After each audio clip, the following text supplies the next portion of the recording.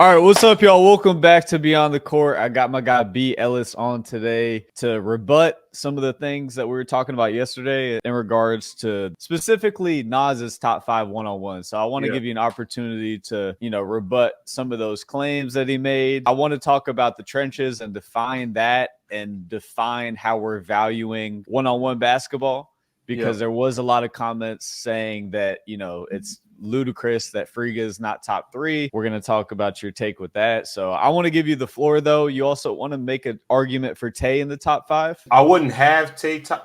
It's tough for him to be top 5, but there's an argument. And that's what I always – wait, I'm all the way down here. I always try to on my channel, I like conversations. So I kind of treat it like First Take. I kind of treat it like Undisputed when Undisputed was in its heyday. Like, let's create conversations about particular players and how people feel about them. And I have resumes in front of me. And I'm not talking about Nas, because regardless of what Nas said and some of the things I disagree with, he's still number 1 to me. So that has nothing to do. What Nas said has nothing to do with him being number 1 for me. He's the number 1 player, number one 1v1 player on YouTube to me. So we're gonna go through what I want to do is, Millie, is go through other players that could be considered top 5 resume, and we can have our 5, and then the fans can decide who their 5 is based on these resumes that we're going through today. All right. So the first person we're gonna go through is Nesco. Right. And there's also some nuances and conversations to have for each player that can have a impact on whether or not their placement is in the top 5. You feel what I'm saying? So Nesco's resume is Scoob. This is all wins. Scoob, Day, Kel, Scar, Cam, Moon twice, Bird, T. Hosley, and a dude named J.O. on Ballers Life Hoop Dreams. But when you put it on paper like that, that's crazy. His one loss is against a trainer. TD. It was his first game on Ball His Life. I was there to see that in person. That was his first game. He hasn't lost since. Yes. But the only detriment for Nesco is the home games. Right. That's what a lot of people would say is the home games that he had to start off his career in June's League to build that momentum. I don't believe any other creator in the YouTube space had that type of start to have a Hoodie Kel, a Scar, and a Moon come to their hometown to play them in that league. So that would be the thing that he would have against him. But he still has Scoob outside of his home turf. He still has Dede outside of his home turf. He went to Baltimore and beat T. Hosley. And Bird is tough. I mean, we've seen Bird. Yeah, Bird's really good. Yeah, he just beat Scar. Bird is a really, really good player. So the thing for Nesco would only be, for me, is him having those home games to kind of skyrocket his momentum. We should be challenging everybody's resume, and it's important to talk about both sides because, as fans, I think people can get a little bit lopsided. If you're a big fan of somebody, you can kind of think of it one way, but it's important to add context to the full situation. So with Nesco, would you say, let me ask you this, and by the way, like, Nesco's stamped in my opinion, but would you say that playing in the June's League gives him an advantage, and you would like to see those matchups on more of a neutral grounds? I would say the Hoodie Kel matchup was blatant advantage. Okay, specifically the Kel. The Hoodie Kel match, and I've told Kel this to his face. I didn't really like that matchup over there. To me, it felt kind of lopsided. The Moon matchup was on Moon to me, because Moon had a free throw to win the game, and he decided not to take it. That's not Nesco's fault. The Scar matchup, I felt like, was trenches, regular basketball. So the only real thing for me is the Hoodie Kel matchup. The Hoodie Kel matchup was kind of like, bruh. So that's the only one that you felt but you're still at home, is what I'm saying. No other YouTuber, well, not YouTuber, YouTube basketball player has these type of home games against that high level of competition. Right. So neutral go ahead. Neutral site wins for Nesco are Bird, Scoob, Bird, Scoob, which Dede, is huge. Cam, T. So let's Hosley. look at those.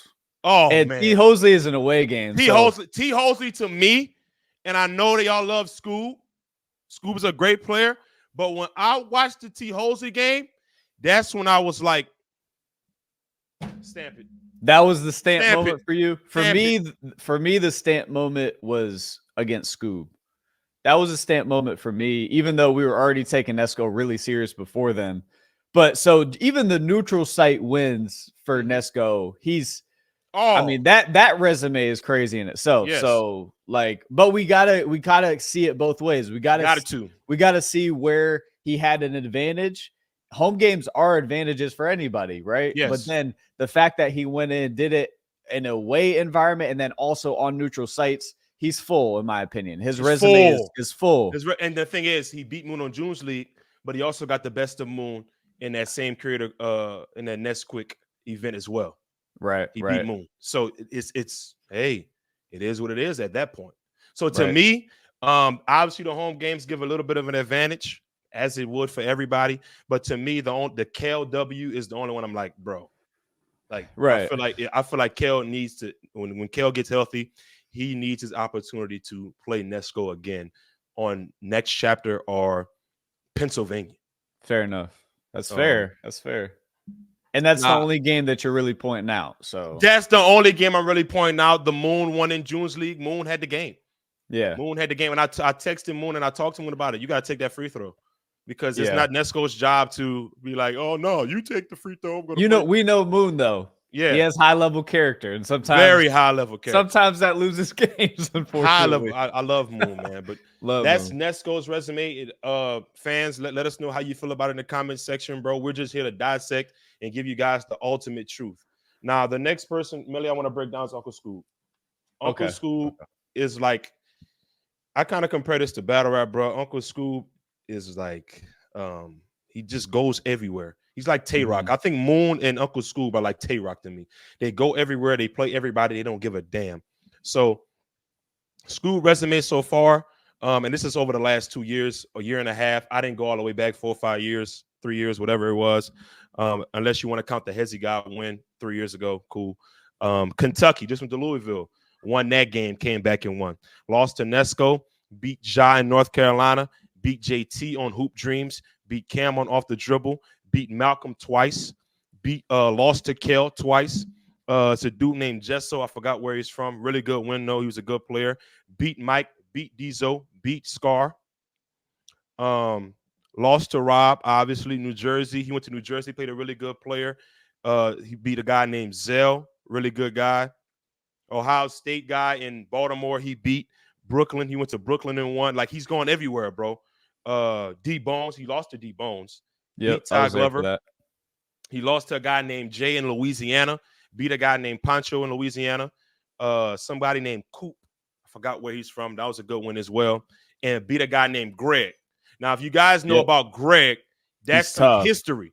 That's some history. And he beat Greg in Baltimore at that T. Hosley spot where Rob played a guy in Baltimore. If you guys remember where Next Chapter went for that. And he recently went to Cleveland too. And I saw Greg play at Free Smoke in live. He's just tough as nails. He's a good basketball player, but it's a tough win. And it's a size advantage. He's like 6'4" and really strong. So it's not an easy matchup for Scoob necessarily. I saw Greg play ISO Hove, and Greg won based off of physicality, really. But so Scoob's resume, what's your overall take on Scoob's resume? He has 0 home games. Right. The one home game he was supposed to have was against what's the guy named that played Nas in Baltimore? Smooth Joe. He was supposed to play Smooth Joe for the first time in his own event, and it didn't happen.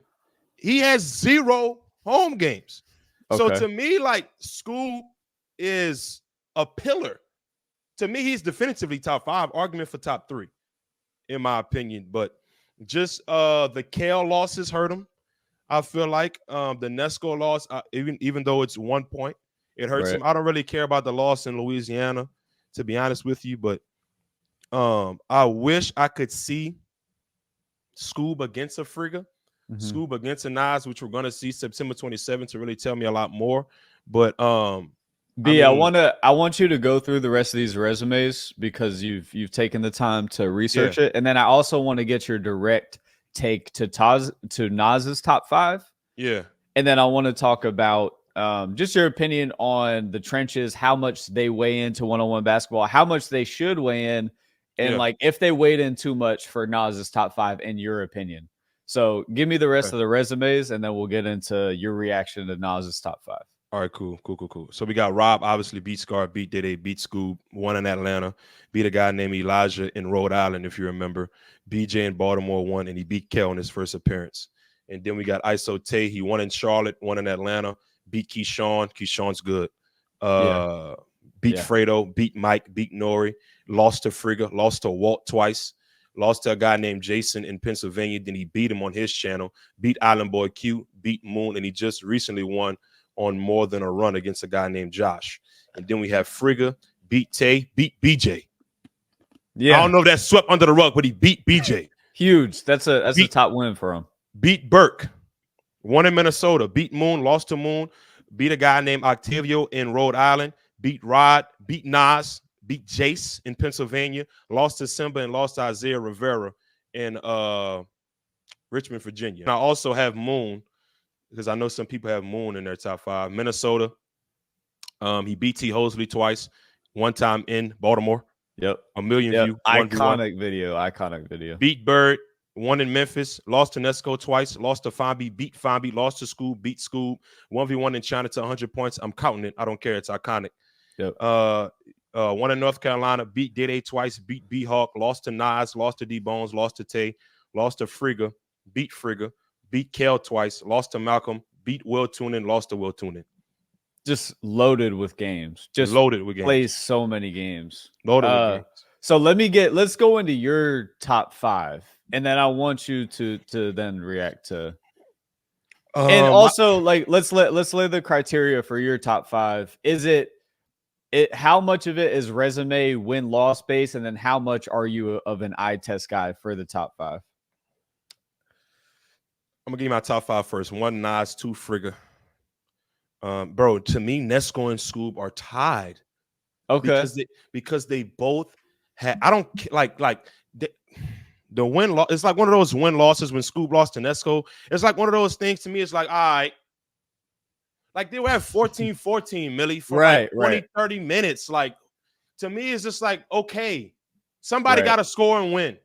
Yeah. You know what I'm saying? I feel like September 27 is going to tell us a whole lot.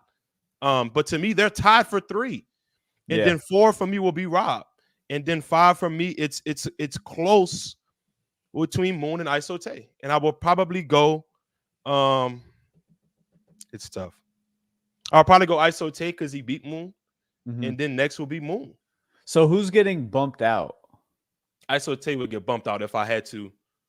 So one Nas, 2 Frigga, 3 will be Nesco because he beat Scoob. I will give it to Nesco, then Scoob, and then it will be Rob at 5.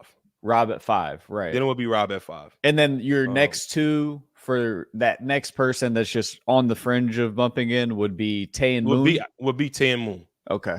Yes, and that's why I had that argument for ISO Tay to be in the top 5, because I'm like, yo, to me, Scoob and Ness are neck and neck.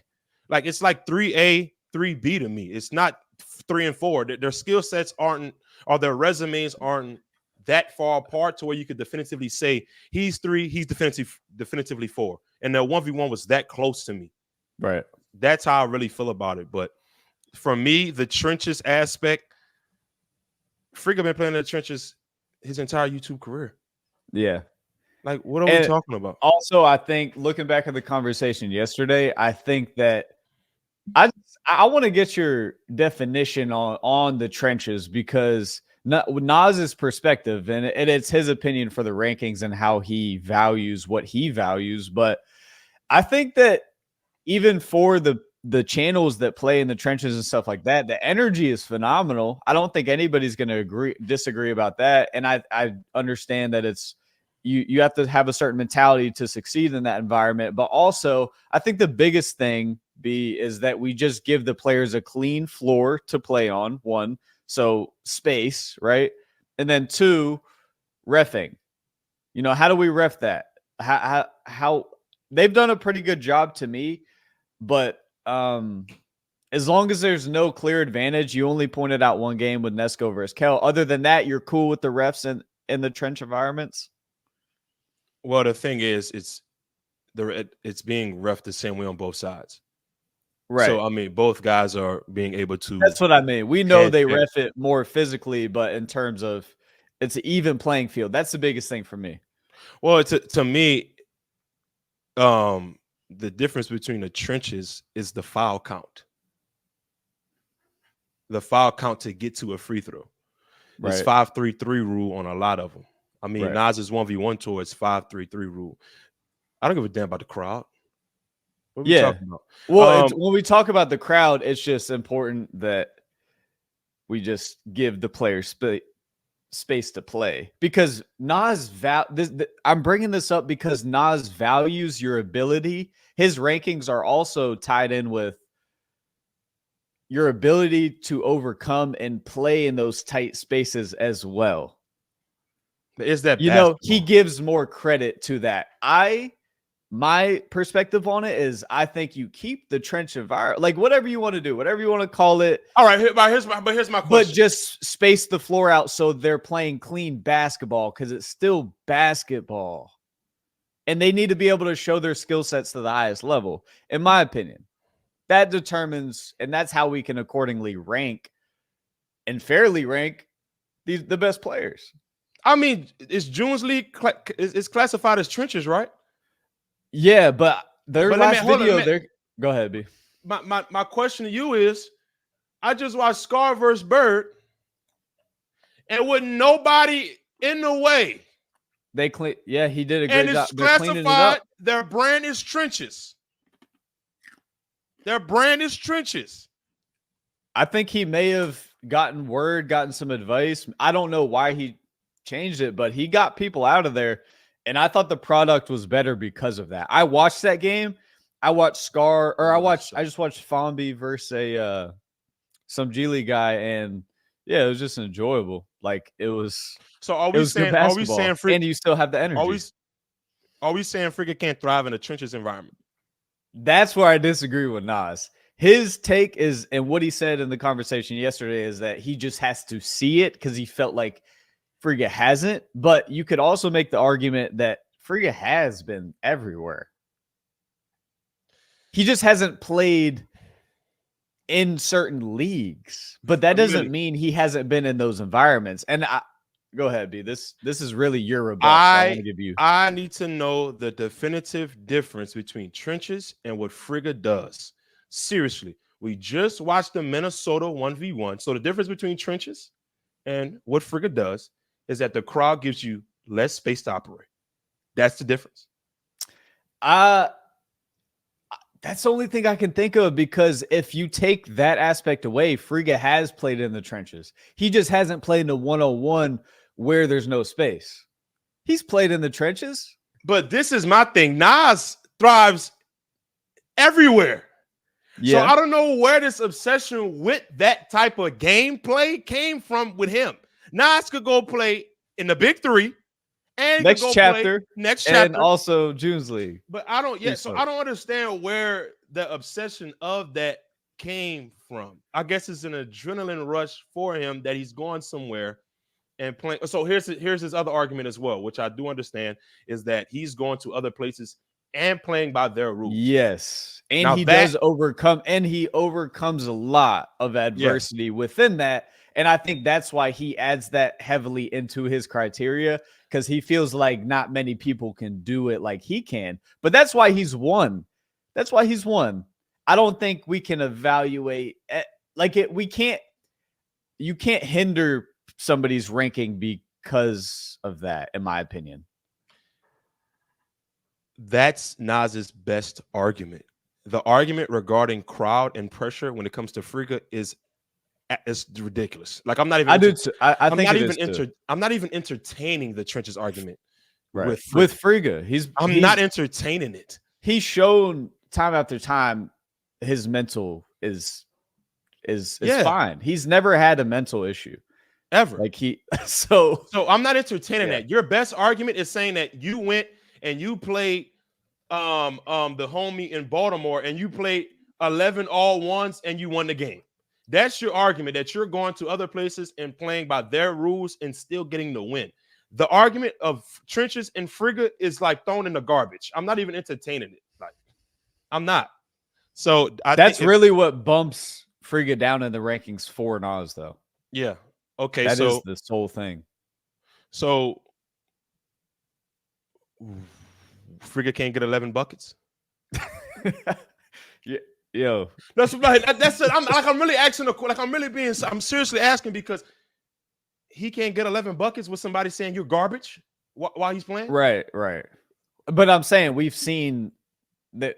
That's rhetorical. We've seen Frigga do that, and I mean over and over and over. And that's my thing, right? I just think, and then the thing is, the reason why I have Frigga too is that none of these guys have played Nas, let alone played him twice.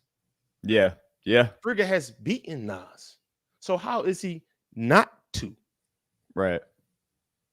I think literally the sole criteria is, and I agree with that. I think he should give him that respect for, they've at least played and he's matched up. So you would think he would kind of hold him to a little bit of a higher regard, but and like it is Nas's criteria at the end of the day. You know what I'm saying? That's his perspective on things. That's his view. Oh no, I don't want to get this twisted.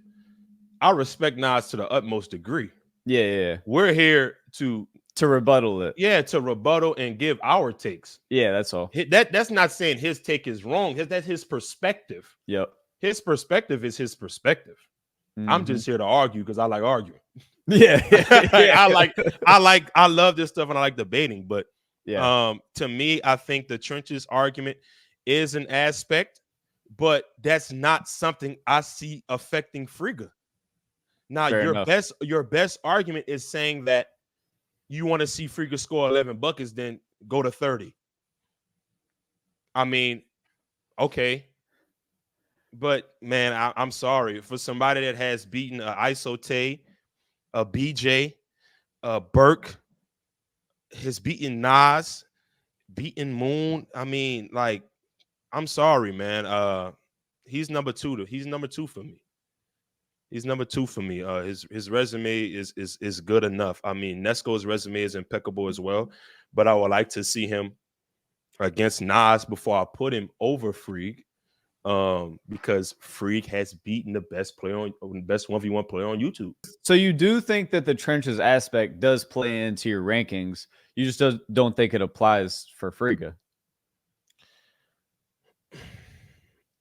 I think it holds weight, but not the significant weight that Nas is giving it. Okay, that's a fair, because I'm not gonna lie. I see Rob going in the trenches and being successful. I see Frigga. There's not a top 5 guy here that won't go in the trenches and be successful. I agree. Sorry to tell you. I agree. Nas's perspective is that he just has to see it, and he doesn't believe Frigga and Rob have just done it. It's not that he doesn't think they can do it. They just haven't, in his opinion. But I think that both guys can play through physicality. They're both really strong. Like Rob has dealt with a lot of, you know what I'm saying, fouling and things like. We've seen Rob play through physicality and make. Rob played on 1v1 in Baltimore. Yeah, no. He played on 1v1 in Baltimore. And I have Rob 5th. The only reason why I have Rob 5th is because he hasn't played on 1v1 in a calendar year. Mm-hmm. It's nothing to do with Rob's skill, nothing to do with Rob's mentality. It's just because the other 4 guys have been actively playing for 365 days. It's a criteria thing, yeah. Yeah, it's just like, okay, he hasn't played. He got to surrender that belt real quick until I see him again. Then I give him that belt back. You know what I'm saying? Right. It's one of them things. But like, so Nas also addressed your take about Tay. Do you want to talk about that? You thought Tay is in the conversation for potentially being in the top 5. Nas just said no, basically. Do you want to rebut that at all? I don't have a problem with Nas's. Well, I do have a problem with him saying. The only problem I have with Nas saying is that I said it because he's my friend. Nas is my friend. Mm-hmm. I mean, Friga's my guy. I mean, Moon's my guy. Oh, so you had an issue with him saying that you were standing up for Tay because he was your friend, when in reality, like you said, Nas is your guy, Friga's your guy, Moon's your. Mike is my brother. Mm-hmm. He's not in my top 5. Fair enough. Fair enough. So you just want you want the take to be taken as a take rather than him saying it's because he's your friend. You just want it to be taken for face value. I want it to be taken as ELLIS has been watching this for 2 years. He's been studying every player, and I have ISO Tay up there in the conversation. So make your build your case for being in the conversation. You're not saying he's top 5, it sounds like, but you're saying it's warranted to be talked about. Well, to me, ISO Tay is in the conversation of top 5 because of his resume. To me, like, his resume is pretty good to be top 5 if we're considering Moon and Uncle Scoob within the top 5. I think Uncle Scoob's best win, Uncle Scoob best win may be Cam So Smooth, Mike Harden, along those lines. ISO Tay's best win, we could say, is Keyshawn. Had Mike Friga Harden on the ropes. Had Friga on the ropes, I want to say. It was up 29 to 20. And that's another reason why, like, people are just looking at W's and L's. I'm looking at the game itself. Right. And Friga will tell you. Yeah, Friga will tell you he could have easily lost that game. Obviously, he's down 9. He hit 4 threes in a row. That was crazy. And that's part of what makes Friga great. But also, you got to put Tay in the conversation with Friga. Yeah. And Friga, if Friga is the top 2 player, which I think he is. I mean, if you're just looking at basketball, I think he's top 3. I would say he's definitely top 3, and I don't mind him at 2 at all. Yeah, but I agree with you. But the thing is, I just think ISO Tay, I mean, he had a rough start by losing to Walt, who's 3 inches taller than him. And Walt can play. And Walt is a bucket. He's a great one-on-one player too. Yeah. He guards really well. Walt's super underrated. I don't know if he's underrated, actually. I think a lot of people respect Walt's game, but I've seen him play one-on-ones live. He can compete in the top few guys. Yeah, and we all saw how good Keyshawn is when he played against Scar. And the very next series, ISO Tay won that battle in a tough battle. You have to give credit where credit is due. Mike Harden is no slouch. Him and Cam So Smooth have gone to war. Mike has beaten Day. Right. And the Friga game is one of the best games on YouTube. He's up 29 to 20. He needs one more bucket. And he also has a good win on More Than a Run against Moon, who's in an argument of top 5. So I don't know why ISO Tay is just like a flat it's being dismissed. No. I mean, I would say you're one of the few people that is making that take. But what you just laid out is a fair argument. Yeah, it's an argument. When you really think about, sometimes we forget about all these games. You've done your research. You're thought out in your takes. This is a fair take when you really look at Tay's resume and games and how some of those games finished. And if he wins that Friga game, how does that change top 5? Things? He's 1 point away.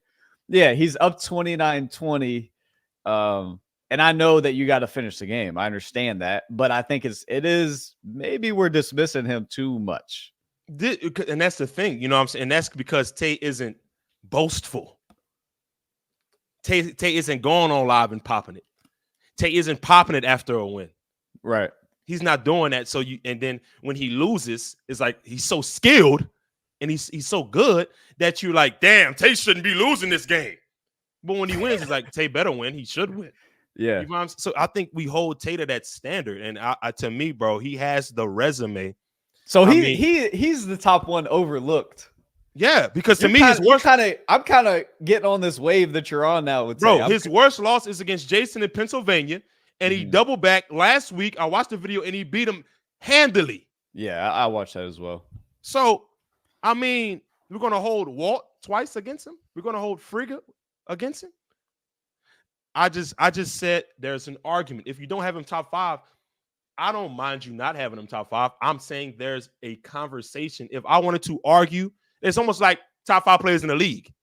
I can argue I could argue somebody. Like, there's people just outside of the top 5 that, and like the top 5 is going to change. People win, people lose. So there is going to be new people coming in and changing that top 5. And if Tay has a few big wins, he's one of the guys that's on the fringe that could crack it. We could be looking at him differently on YouTube. People remember losses really well. They don't really remember wins as well. Unless you go on a crazy tear. But let me give you a hypothetical game. Oh, finish your point. And I think that's why Uncle Scoob is being held higher than him right now. Uncle Scoob is on a freaking tear. Yeah. He's going to Louisville. He's winning. He's going to North Carolina. He's winning. His only losses of recent memory is against Nesco by a point. So that's why it's what have you done for me lately? Yeah. Biggest loss for Scoob being the Rob game. We know, I don't know. But that plays a factor in terms of argument as well. Regardless if it's Frigmas. It plays an argument. Tay has never lost like that. Right. I mean, he played Walt in Richmond and he blew the game. Like he had the game. Like he missed open layups and blew the game. That's it's not like, so it's just like, to me, there's arguments to be made for each player. It sounds like Tay just hasn't finished a few games that he was in a very good spot to do so. And that changes the way that we remember him, kind of.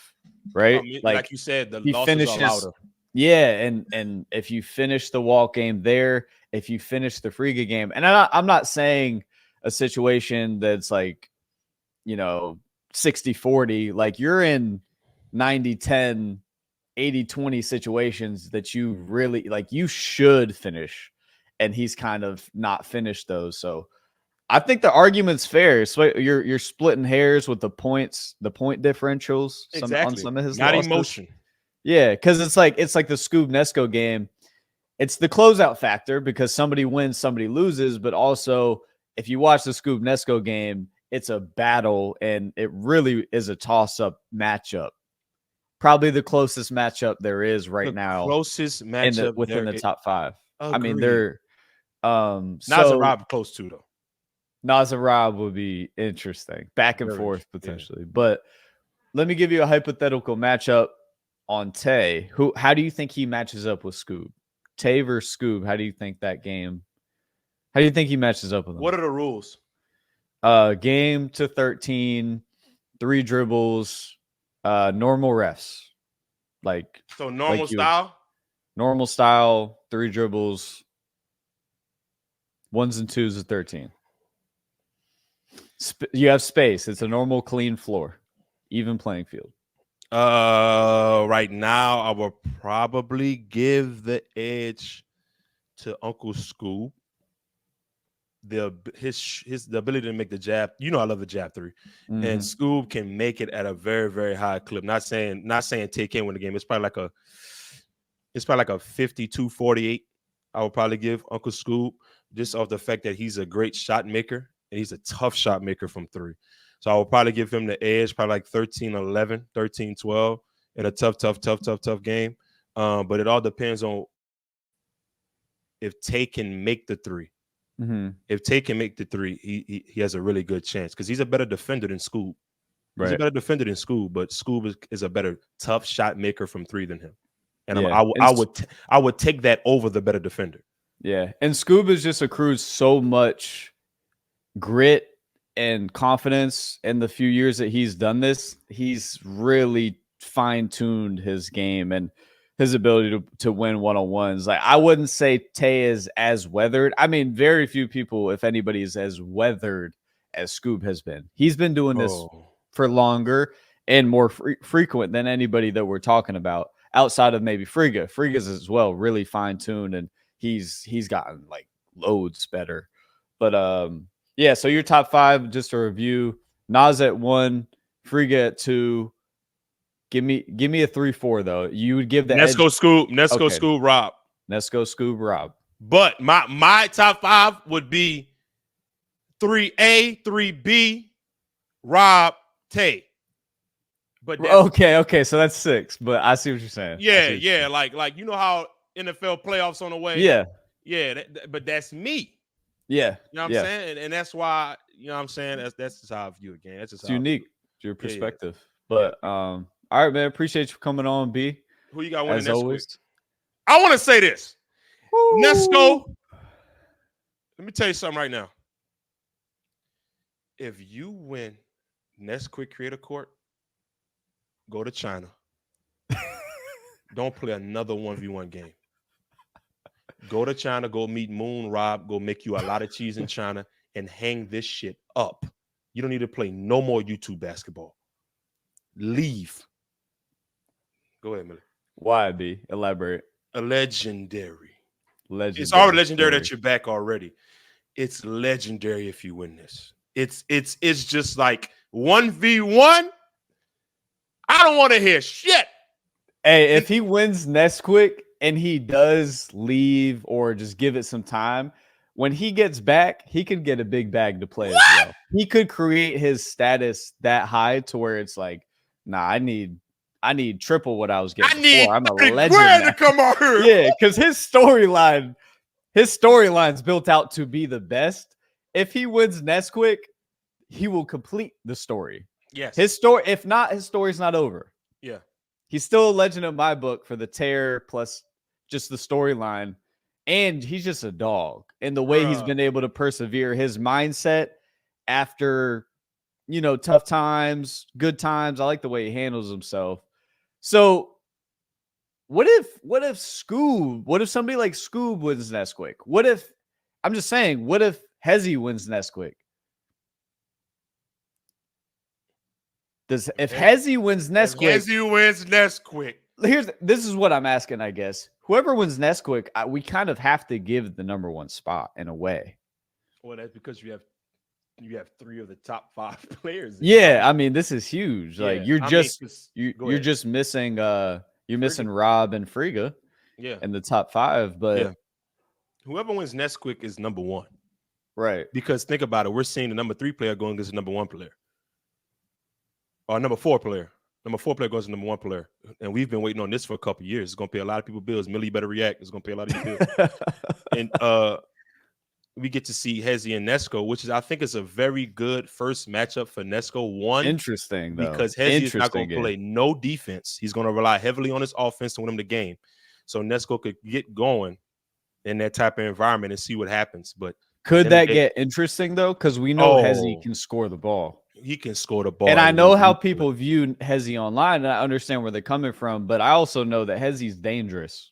The Hezzy hate will never stop. So let's just go ahead and get that out the way. Yeah. But real basketball players know he's dangerous. In a one-on-one, in a regular game, he's dangerous just because of the way his approach. He's a gunslinger.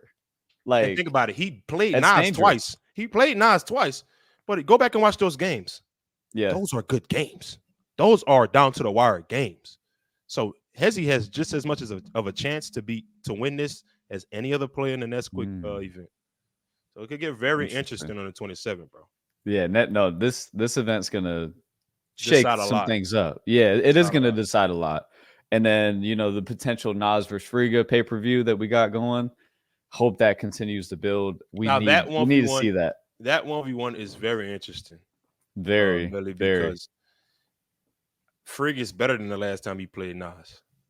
Yep, he is. And Nas is also, I've never seen Nas more hungry. I thought Nas was hungry when I first seen him on the scene, but he seems to be like even more hungry than before. So it's going to be tough to see that matchup depending on how it's reffed. But I don't know. I'll say one thing I'll say about Nas is it's really he might be the toughest to actually close a game out on, to actually finish the game and win. You might be up, but his ability to overcome, persevere through different things, I think that quality about him makes him the best. Just to finish the game on him, like he's not going. He's not going. So I don't. But anybody can be beat. Like you said, you're super high on Friga for obvious reasons. He's Friga's dangerous. Just his ability to shoot the ball and go on runs and accrue momentum. Like when Friga gets to hitting, like we saw in Minnesota or the past few months, when he gets to making shots, it changes everything. And he's capable of doing it every game potentially. And I also want to say this: like, none of these matchups are going to happen in the trenches. As you can see, Nas and Scoob is not happening in the trenches. Right. You want to know why? Ain't enough money in the trenches. So you can say, and that's not, I'm keeping it real with you, like I always do. I'm just keeping it real with you on the internet. Mm-hmm. You can say Rob and Frigga can't do it in the trenches, but when you play those two guys, I can guarantee you it won't be there. And when those games happen, like, just all I'm saying is give both players the space to play, like all the space they need, call it evenly, make a just even leveled playing field. That's what we want to see, because we want to see great basketball as well. This isn't just, about being able to play with a crowd right up next to you. Like when we see those matchups, we want to see their skill sets on display as well. I don't care who's in the crowd. I don't care who you want to bring. I don't care what energy you want to bring. Just let them play on the floor, right? Yeah. Can we agree on that? Yeah. So yeah. And we'll close it up. I mean, go ahead. I just wanted to clarify and bring resumes into it as well, because the fans need to understand that sometimes we live in a TikTok era where it's short attention spans. We have short memories on what has happened, but these guys have resumes that are tough. And you really have to go and look at these resumes to decide your top five. When I make a video and I say he can be top three, he's in a conversation of top three. It's not just me making a title. Like, unless it's like me saying Cam Water needs to do a TNC season. Yeah, that's clickbait. Or if I say Cash Nasty could do a TNC season, that's clickbait to get you to click. But when I say a TNC player or a real basketball player is in a top three conversation, you're making a statement. Or top five conversation, I'm telling you right now, I'm not just talking to get you to click on them type of videos. You're going to talk about that within the video. Isote is in a top five conversation. He may not be in your top five, but if somebody said Isote is top five and he throws this resume at you of these wins and losses, what are you going to say? It's not unreasonable. It's not unreasonable. Right. It's not unreasonable. B, we got to see the one-on-one league. That's like the big thing here is we need to, because you're right, people do forget about resumes. That's why I wanted to also bring you on, because you're always very prepared and you're really in tune, and you took the time to look at people's resumes. A lot of people don't want to go back and look at all of them, so you laid the resumes out. But if we had a one-on-one league, all of this would be very simple in terms of rankings and things like that. I think it's coming in the future, but any closing thoughts? Oh, I want to ask you this question before we get up out of here. You seen Frigga? You seen Frigga post talking about 1v1 is on his story. How do you feel about that? I thought the only flaw in what he said was the purest form of basketball is 5-on-5. And so I don't think when you talk about real basketball, it'll always be 5-on-5 in my opinion. But that doesn't mean that you can't establish some kind of league. But here's what I'll ask you. Do we consider FIBA 3-on-3 real basketball? No. So I think that's kind of with the one-on-one league. I understood what he was trying. I understood the sentiment and what he was saying, but 5-on basketball was made. The only way it was 5-on-5, right? And then we kind of like broke it down, which like you would do with any sport, and it's great. Yeah. But it'll never be the real basketball, because real can only be one thing, in my opinion. It's the purest form of it. I agree with you, because and you know how we feel about the 5-on-5 space. We're rooting for it. We want it to come back. I'm keeping it real with you. Me and you, top players in that shit. we need the fives to come back, and I don't know why it can't coexist. It's such the internet's such a polarizing place. It's like we're all in on one thing, and we don't have much energy to be interested in another thing. There are a lot of people that love 5-on-5 content, though. It's just not the focus right now. Yeah, I mean, everything has it. You know, Millie, you already know. But Millie, definition of basketball: a game played between two teams of 5 players in which the goal or score by throwing the ball in the netted hoop. All right, so like I got you top 2 and ones, but like let's not be crazy here. Basketball is not ones. That's a form of entertainment within basketball. No doubt. Like basketball is a 5v5 game. Like Right. let's keep it real here. But I do respect everything that you're doing, obviously, because I have you top 2. Right. But basketball is a 5v5 game. 3v3 FIBA is basketball, but it's not basketball. It's not the definition of basketball. It's not what basketball is made to do. It's a form of basketball to pay bills. Right. Yeah. Yeah. Well, B, thanks for coming on, brother. Definitely a super respected voice in the space. Obviously, everybody wants to hear your opinions on this. That's crazy too. I don't take that for, and that's what I go ahead, bro. No, I'm just saying, like, people want to hear. That's why I asked you to come on. Like, people want to know what you think, and you know, with Nas's take, I wanted to see how you felt about. I was just interested to see you kind of dissect it. Yeah, bro. I respect Nas to the utmost degree, man. What he does for the community, what he does for me sometimes.